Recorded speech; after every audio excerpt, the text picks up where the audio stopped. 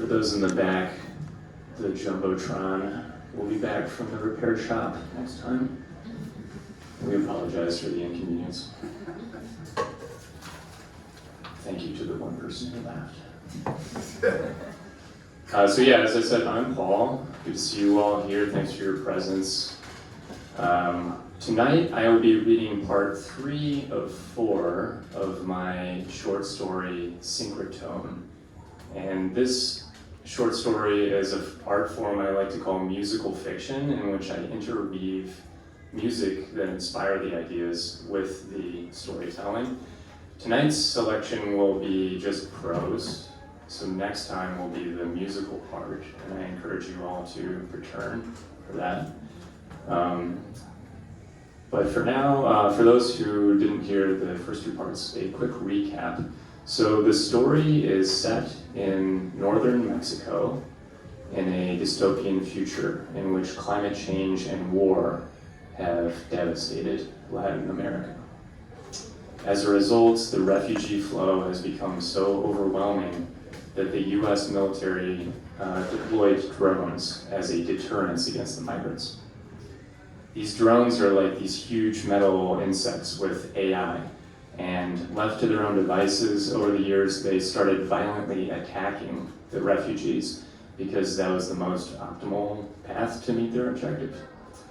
So that's the setting, and the story is told from the viewpoint of a white American guy who somehow washed up in this area of Mexico and had been using his computer hacking skills to fuel a kind of self-destructive drug addiction. We learn that this guy goes by the name of David Gustafson, who is famous for leaking the details of the drone program to the public.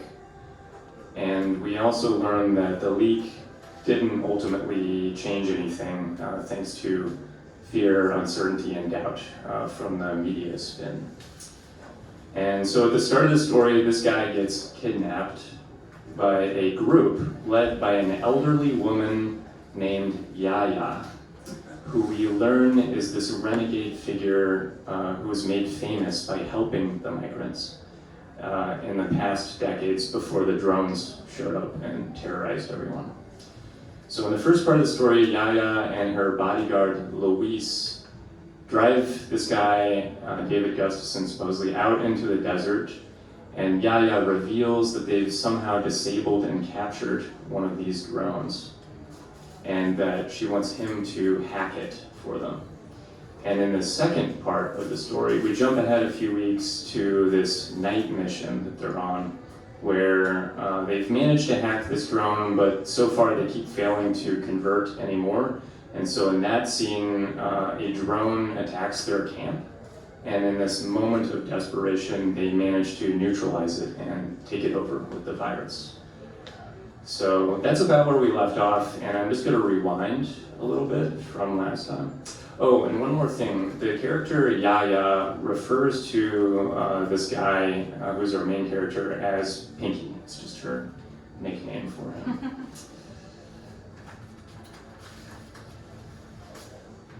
How did we catch it? Yaya asked me the next day. After the fight had ended, she'd gone without a word to the cab of her truck, where she'd slept for 17 hours. I could tell she'd come straight here after waking.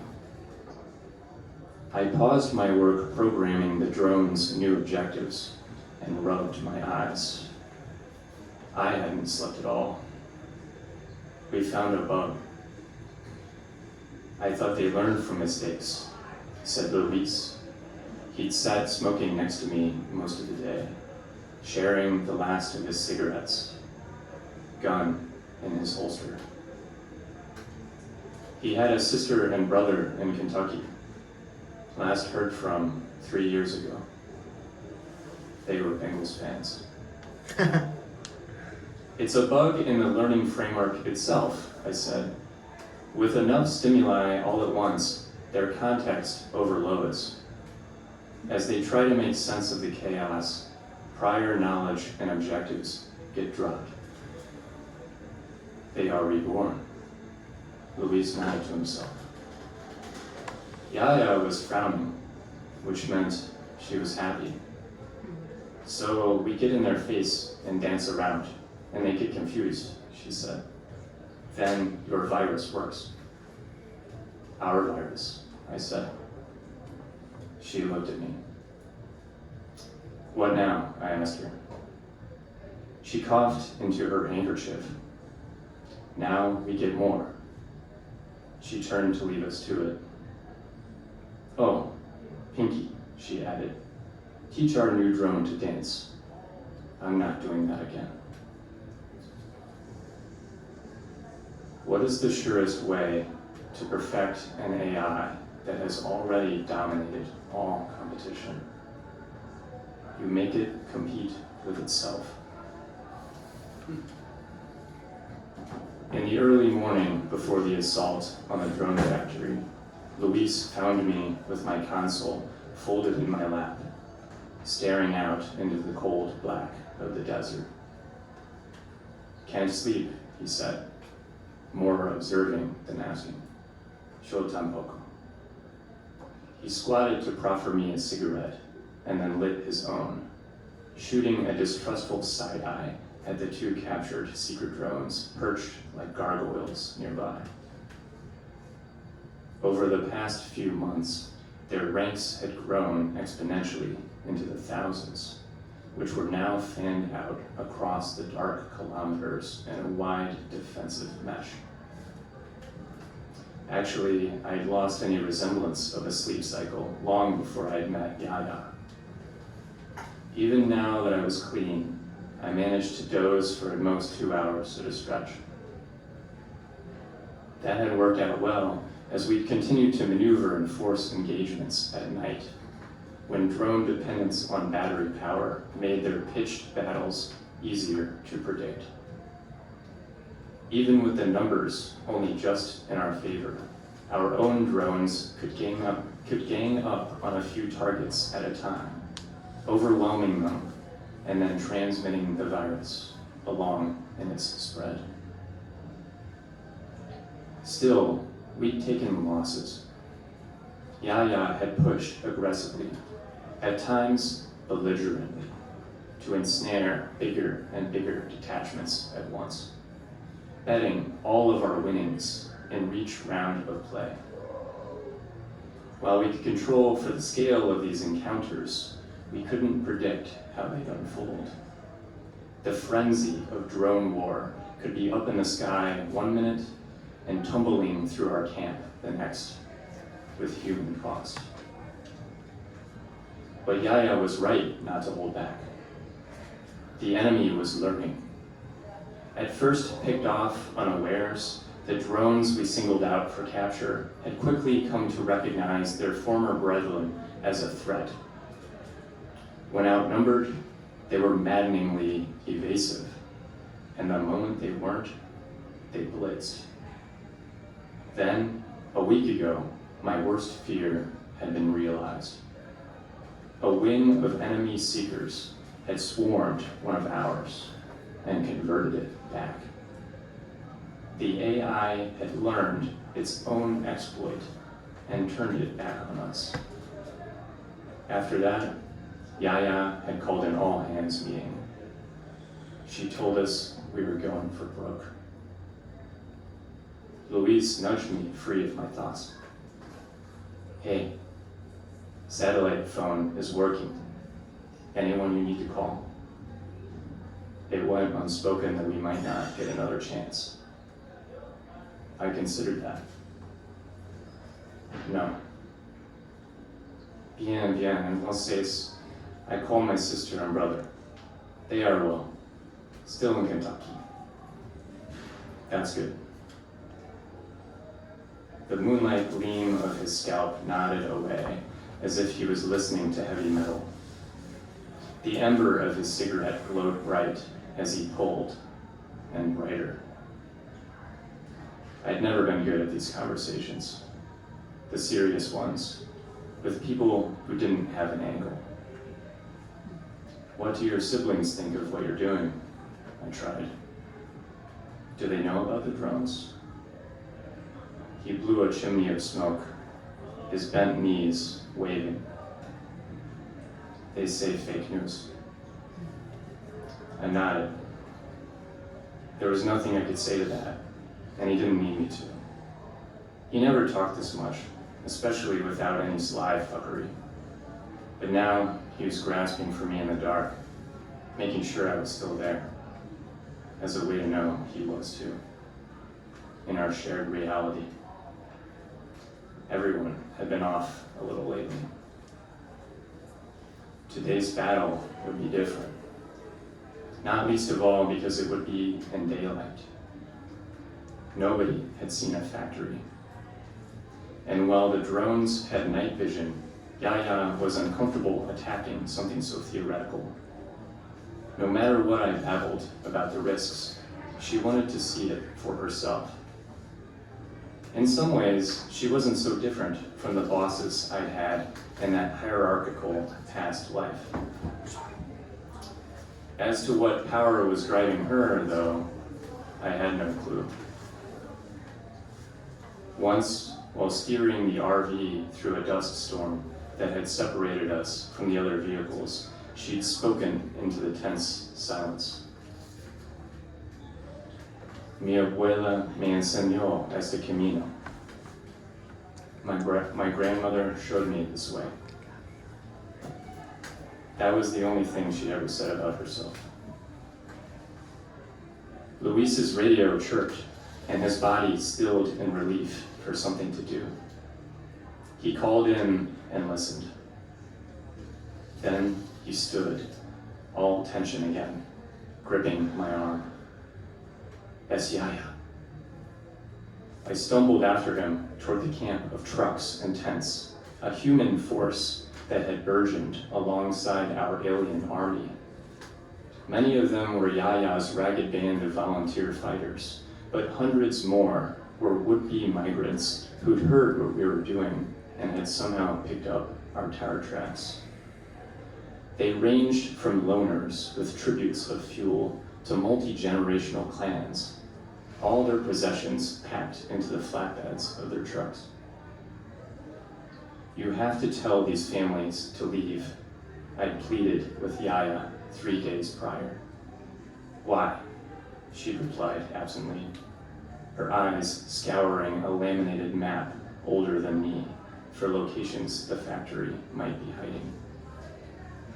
The dismissive sound of that why had formed a strange bubble of pressure behind my forehead.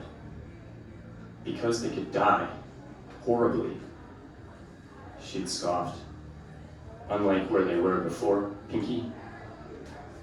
And suddenly I erupted. How can anyone send children into this shit? It's insane. It's cruel. They know what will happen. They know. They're just as responsible. I'd started at a yell and ended at a whisper. And Yaya had just looked at me. The same look as when I told her it was our virus, not mine. In other words, that I was on her side. And now I knew what her look meant. It didn't matter how far I'd run and how much of myself I'd tried to destroy. I would always think like a first worlder. I would never imagine like that. Now Luis was holding open the flap to the medical tent, and I found Yaya on a cot inside. 2 of her soldiers lay unconscious nearby, one missing her arms, another with bandages over his face. Yaya was propping herself up, as if to leave, as Edgar, the doctor, held her in place, alongside a morphine drip. We put this procedure off too long, he was saying. Now we had no choice. When Yaya spotted me, she smirked and tried to say something, but launched into a brutal coughing fit instead. When her mouth came away from her sleeve, there was a fresh stain of red against a palette of browns. Pinky, she managed. He's a bully. He wants to drug me. You're in too much pain to be making battlefield decisions, Edgar countered. He was from Rio, another foreigner in her command staff.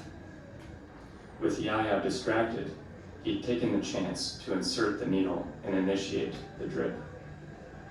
You'll wake up soon, Abwe. He turned to give us a moment, and from his face, I could tell she might not. Fuck, she spat, and sank into the cot. Yaya. My voice was at its most robotic. Everything's in place. I'll have a line of sight from the RV, and I can update the drone's objectives if needed, but it's pretty much hands-off. It's one AI against the other now. They can adapt to anything. No, they can't, she shot back. We don't know what happens when they get to the factory. Maybe it resets them and they kill us all. These past months, before each one of her insane gambits, I'd been sure it would mean our deaths. But Yaya had never spent a breath considering failure. This wasn't like her. So I said something unlike me. Your will is in those drones, Yaya. You'll be out there today, and you'll do something the whole world is forced to see. She scoffed, but her eyes softened, and for a moment I felt a stir inside my shell, that same vertigo that had caused me to blow up at her, now teasing at a different reaction. Then I realized it was only the morphine I'd seen creeping over her, and she was fading. Yaya, I blurted out. I'm not David Gustafson. Idiota, she murmured. I know that.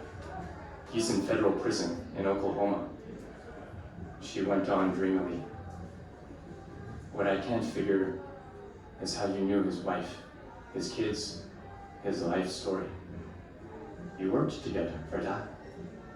You were friends. I never met him, I said. I traced the leak to him, Yaya.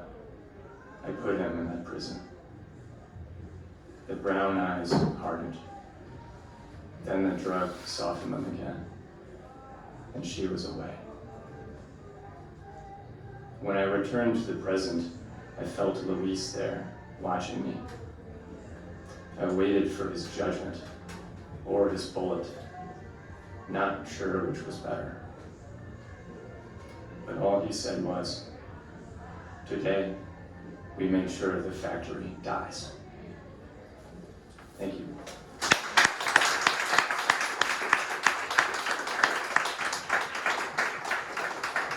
Thanks for your presence tonight. For more content and an adorably small social media presence, please visit musicalfiction.com.